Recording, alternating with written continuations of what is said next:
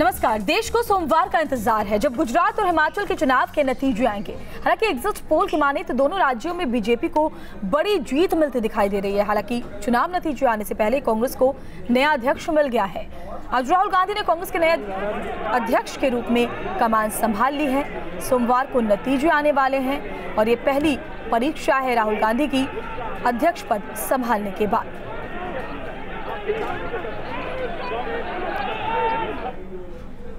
कांग्रेस में राहुल राज की शुरुआत हो गई है। राहुल ने आज कांग्रेस के अध्यक्ष पद की कमान संभाली। इस दौरान उन्होंने बीजेपी पर तीखा हमला बोला। वहीं सोनिया ने कहा राहुल ने काफी व्यक्तिगत हमले झेले हैं।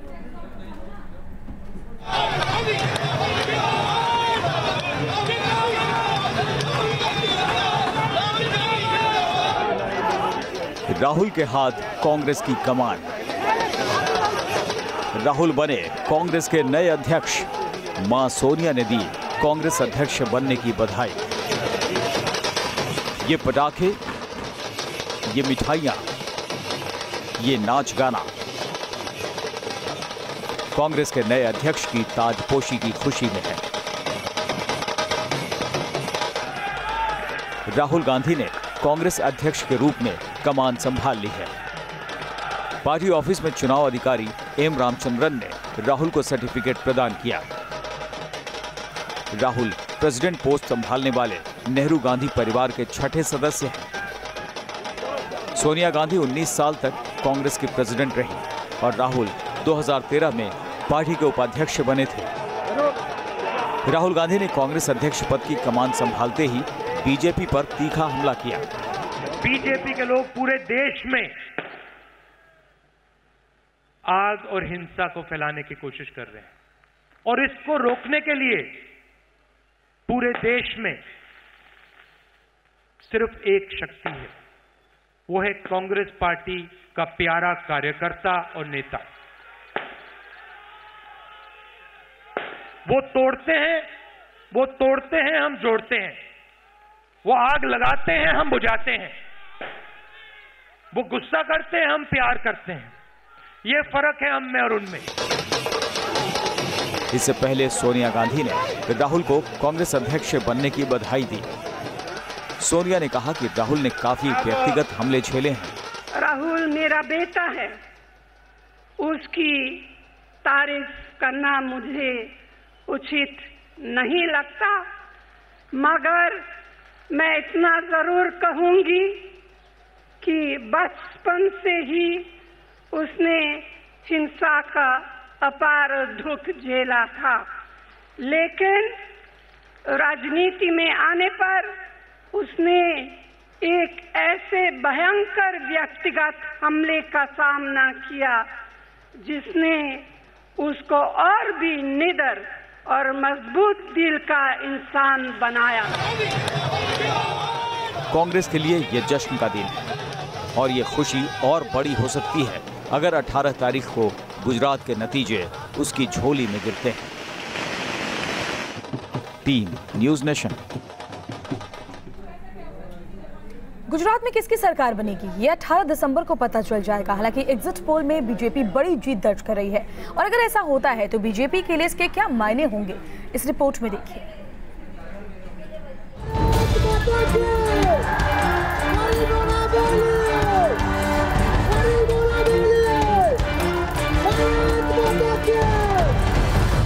सोमवार को देश को पता चल जाएगा गुजरात का बॉस कौन होगा। वो कौन होगा जो अगले 5 साल गुजरात के विकास की बागडोर संभालेगा। गुजरात में 22 साल से बीजेपी की सरकार है, लेकिन इस बार उसके लिए भी चुनौती कम नहीं थी। बावजूद इसके चुनाव बाद के अनुमानों में बीजेपी सूबे में बड़ी जीत की ओर बढ़ती नजर आ रही है। देश के ज्यादातर एग्जिट पोल में उसे 110 से ऊपर सीटें मिल रही हैं, जो पार्टी के लिए अच्छी खबर है।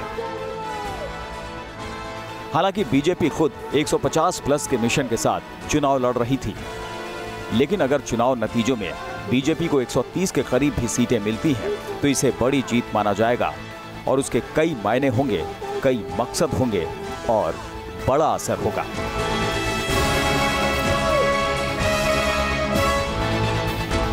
बीजेपी की गुजरात में बड़ी जीत से उसके जीएसटी नोटबंदी के कड़े फैसले पर मुहर लगेगी, क्योंकि जीएसटी को लेकर गुजरात के व्यापारियों में सबसे ज्यादा नाराजगी दिख रही थी। इस जीत के साथ ही सरकार आर्थिक मोर्चे पर और तीखे फैसले लेने की स्थिति में आ जाएगी और बड़े आर्थिक सुधारों की दिशा में तेजी से कदम बढ़ाएगी।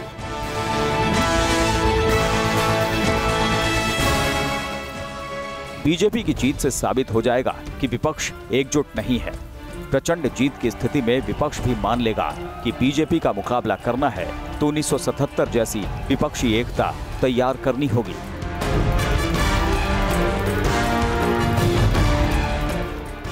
आइए विकास की राजनीति करें। गुजरात जीतने से सांप्रदायिक विभाजन की डोर मजबूत होगी, क्योंकि आखिरी दौर में गुजरात चुनाव विकास के मुद्दे से भटककर सांप्रदायिकता पर सिमट गया था।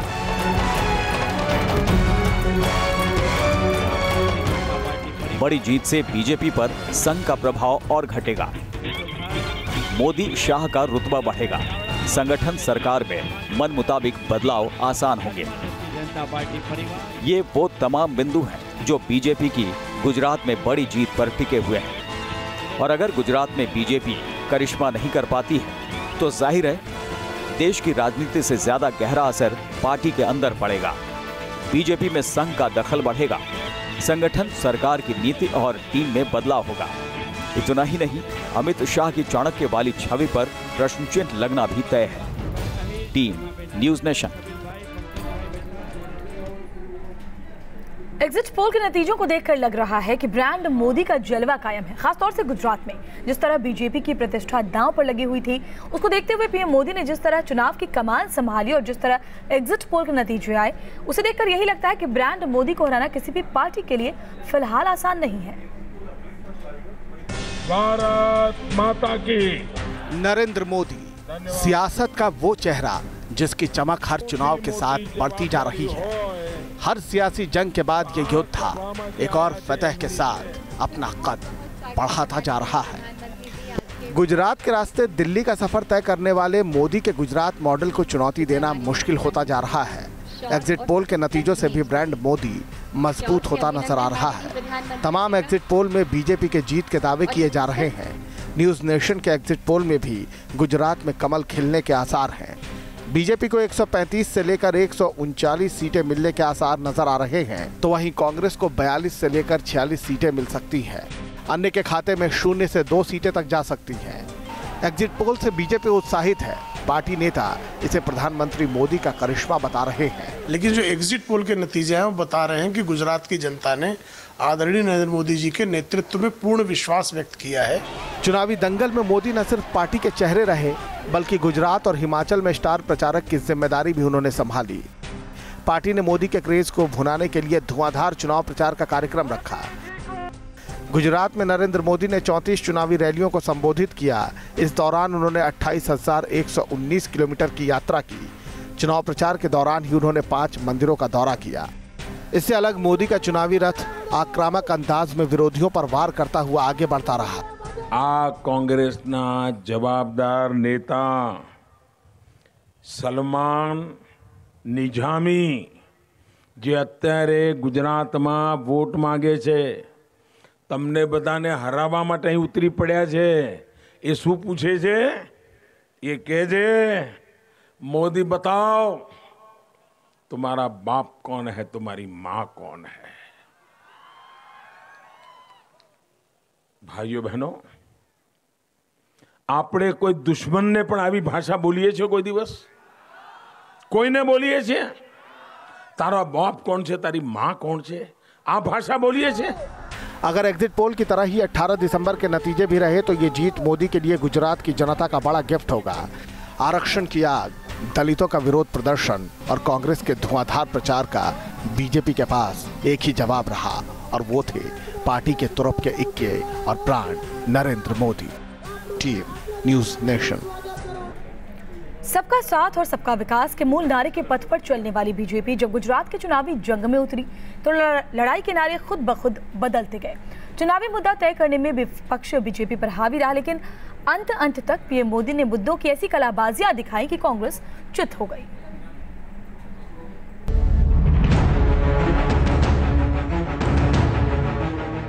गुजरात ने विकास ना विकास आने विकास कहवाए ना कहवाए विकास विकास और सिर्फ विकास। केंद्र से लेकर देश के जितने भी राज्यों में बीजेपी की सरकार आई उसका मूल मंत्र यही विकास रहा है। चुनावी सियासत में इस शब्द का वजन ऐसा था कि विरोधियों ने इसकी काट ढूंढने की बजाय पागल करार दे दिया। लेकिन गुजरात की चुनावी जंग विकास से भले ही शुरू हुई थी, खत्म कहीं और हुई। लेकिन इन तमाम मुद्दों और दावों वादों में किस पर गुजरात की जनता ने तवज्जो दी, यह 18 दिसंबर को पता चलेगा। फिलहाल सबसे बड़े मुद्दे की बात करें तो 22 साल बाद पहली बार गुजरात में कांग्रेस अपनी पूरी ताकत के साथ चुनावी अखाड़े में खड़ी थी। एक और पीएम मोदी 19 साल तक गुजरात और 3 साल तक देश में किए गए वादे के दावे पर वोट का हक जता रहे थे, तो दूसरी ओर विपक्ष गुजरात में नव सर्जन के सपने बेच रहा था। इस चुनाव में भी मोदी स्वाभाविक मंदिर दर्शन कर चुनावी प्रचार कर रहे थे, तो राहुल भी मंदिर जा रहे थे। पीएम मोदी अपने भाषणों में गुजरात में बिजली, पानी, पढ़ाई, सफाई को लेकर दावे कर रहे थे, तो विपक्षी पाटीदार नेता अपने आरक्षण के मुद्दे की आग जलाए बैठे थे। गुजरात का चुनाव खत्म होते होते पीएम मोदी ने राष्ट्रवाद बनाम पाकिस्तानी साजिश का दांव खेला, तो दूसरी ओर राहुल गांधी लगातार पीएम मोदी से विकास के दावों पर 14 सवाल पूछ रहे थे। इन तमाम दावों और वादों से गुजरकर गुजरात में 50 दिन की चुनावी जंग का शोर थम गया है। गुजरात के लोगों ने अपना फैसला ईवीएम में कैद कर दिया है। अब इंतजार बस 18 दिसंबर का है। Team news nation. देश को हिमाचल प्रदेश और गुजरात के चुनावी नतीजों का इंतजार है, लेकिन ईवीएम और वीवीपैट को लेकर जारी सियासी विवाद थमने का नाम नहीं ले रहा। हालांकि वीवीपैट की पर्चियों को ईवीएम से क्रॉस वेरीफाई कराने की कांग्रेस की मांग को सुप्रीम कोर्ट ने खारिज कर दिया। गुजरात और हिमाचल विधानसभा चुनाव के एग्जिट पोल के नतीजे सामने आते ही सियासी मैदान की लड़ाई दूसरी तरफ मुड़ती नजर आई। चुनावों के फाइनल नतीजे भले ही 18 तारीख को आने हों, लेकिन उससे पहले कांग्रेस ईवीएम के मुद्दे पर सुप्रीम कोर्ट पहुंच गई। हालांकि कांग्रेस की अपील को खारिज कर सुप्रीम कोर्ट ने कांग्रेस के मंसूबों पर पानी फेर दिया। दरअसल कांग्रेस ने सुप्रीम कोर्ट में याचिका दायर कर मांग की थी कि 18 दिसंबर को मतगणना के दौरान कम से कम 25% वीवीपैट पर्चियों को ईवीएम से क्रॉस वेरीफाई किया जाए। याचिका में कहा गया था कि ईवीएम में जो वोट पड़े हैं उनका मिलान वीवीपैट पर्चियों के जरिए किया जाए। अगर यही एग्जिट पोल रहता है तो निश्चित रूप से ईवीएम की विश्वसनीयता पर व्यापक बहस होगी देश में, वो गुजरात में भी होगी। और इसी को ध्यान में रखते हुए लोग गुजरात कांग्रेस ने एक तरह से पहल की है कि कहीं कोई ईवीएम के मामले में कोई गुंजाइश नहीं रहे गड़बड़ी की, और अगर कोई किया है तो वो जाहिर हो जाए। कांग्रेस ने वोटिंग के दौरान गड़बड़ी के आरोप भी लगाए थे, लेकिन सुप्रीम कोर्ट ने कांग्रेस की अपील खारिज करते हुए कहा कि इसमें कोई मेरिट नहीं है। सुप्रीम कोर्ट ने कहा, हम इलेक्शन कमीशन के अधिकार क्षेत्र में दखल नहीं दे सकते हैं। चुनाव की प्रक्रिया लोकतंत्र में सबसे ज्यादा अहम होती है। इसमें केवल किसी पार्टी की शंका को दूर करने के लिए दखल नहीं दिया जा सकता है। जब जनता ने उसको करारी झटका देने के संकेत दिया है, जिसके बारे में आप सभी मित्रों ने एग्जिट पोल के माध्यम से दिखाया, उसमें भी उनको इतना घबराहट आ रही है कि भाई मतपेटी 2 प्रकार की निर्णय हुई है। इलेक्ट्रॉनिक वोटिंग मशीन पे हुई है और बैलेट में भी हुई है। किसी को कोई शंका होगा तो उसको दिखा जा सकता है। कोर्ट जाने का क्या विषय था? कोई बंद कर दिया था क्या? क्यों उनके मन में इतना घबराहट आ रही है? सुप्रीम कोर्ट ने हमारी याचिका को खारिज नहीं किया है। सुप्रीम कोर्ट ने ये कहा है कि ये काउंटिंग हो जाने दो। अगर जो भी ग्रीवेंसीज आपके हैं रिटर्निंग ऑफिसर के पास, अगर आपको लगता है तो कोर्ट आने वाले समय में ये ग्रीवेंसीज को ध्यान में रखेगी, देखेगी, उसके लिए न्याय देगी। न्यूज़ नेशन ने भी गुजरात और हिमाचल को लेकर जो एग्जिट पोल दिखाया है, उसमें दोनों राज्यों में बीजेपी की सरकार बनती हुई नजर आ रही है। न्यूज़ नेशन के एग्जिट पोल के मुताबिक गुजरात में बीजेपी को 135 से 139 सीट मिल सकती है। वहीं हिमाचल में 43 से 47 सीटें बीजेपी हासिल कर सकती है। यानी एग्जिट पोल के नतीजों की माने तो कांग्रेस को दोनों राज्यों में बुरी तरह हार का सामना करना पड़ सकता है। चुनाव में मिली हार के बाद कई बार विपक्षी दलों ने ईवीएम पर सवाल उठाने की कोशिश की है, लेकिन चुनाव आयोग ईवीएम पर उठे इन सवालों को सिरे से खारिज कर चुका है। Team news nation.